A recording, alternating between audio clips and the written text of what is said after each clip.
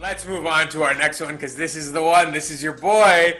I know you're going to be excited about this one. Giga is taking on Jamey Simmons. Nice Afro man here. Shout out Georgia, all the Georgian fighters. We love you guys. Thank you for your support.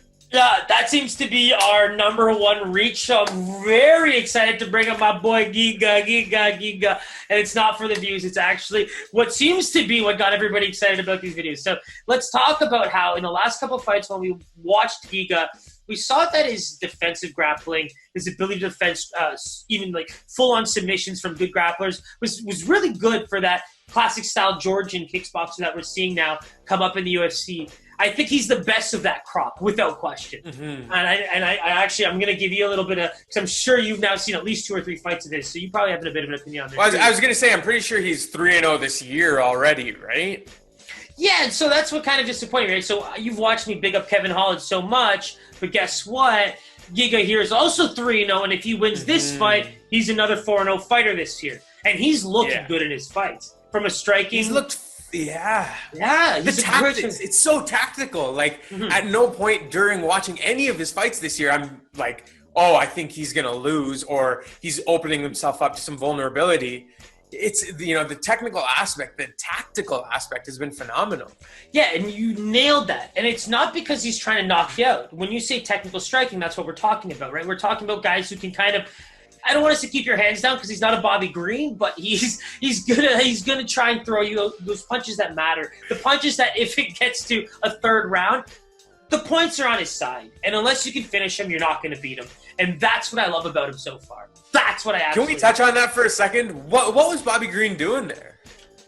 I mean, do you remember the Lando Venata fight? It was the last fight. We actually lost that fight. It's because Bobby was able to kind of mimic that similar... He had a fight where... Anderson Silva type.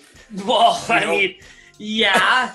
But it's too far down. It's too far down. We were all yelling at the television, like, you just can't do that. And the reason why he won the Lando Venata fight is because of a similar reason. Lando likes to just actually be aggressive and keep his hands down and kind of throw really wildly. And Bobby's actually a fairly good defensive fighter, but unfortunately, your head isn't going to avoid everything all the time. But he has his style. It gets him the fights. He gets him the wins against the fighters that kind of match up to him well. But unfortunately, I think it was interesting to see Thiago really take advantage of that and not try for the home run hit, right? I'll just keep hitting you with jabs if you're going to keep your hands down. And Bobby just didn't adjust. I found it very weird. But anyways, going back to Giga, that doesn't happen with him. You thought it was a pretty close fight. So, I mean, I think Bobby was on the same level. Let's be real. I think that was a close enough decision where I think people... I mean, it didn't represent that minus 380 odd, and it also decreased almost instantaneously of the first minute. But, I mean...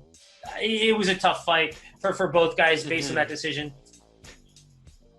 Absolutely. And so leaning into the odds for this one, what are you expecting for your boy here? Yeah, so I actually have such a feeling that Giga could be the biggest favorite on the card. And tell me so my boy can be promoted as the biggest favorite on the card. He absolutely is. Yes, sir. It's moving rapidly. When I looked last night, he was sitting closer to a minus 450. I look right now, he's minus 550.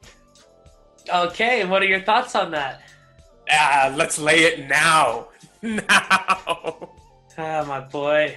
I'm going to let you carry this side because I'm just so excited for him. Good for him. Yeah, that's a parlay builder if I've ever seen one. Let's get Giga into everything. He has this. As much as I love Afro Man. Afro Samurai, baby. And I mean, here's the thing. It's his UFC debut. He's 7-2, and I feel like we didn't even talk about it because we love Giga. But unfortunately, let's give him a quick shout-out. I like the way he fights. He's very small for the division. I think you're going to be shocked at what you see. But he likes to fight in close. It's actually the first thing that stood out to me is his reach, his weight, everything is substantially smaller than Giga. Yeah, because I think it has everything to do with how he likes to fight too. So he's going to try to take him down. He's going to constantly be coming at him. But what I like about Giga is he's a kickboxer's footwork. So I'm really hoping he can avoid those takedowns. But this guy's going to keep coming. But I think Giga has that accuracy. That's what makes it happen. I think that's what's actually going to separate this fight is he has proven to have what it takes to get away from those positions. And I think that's where you're seeing the odds really play into his favor. Absolutely. So stay tuned for that one, but I believe we're going to be taking Giga everywhere.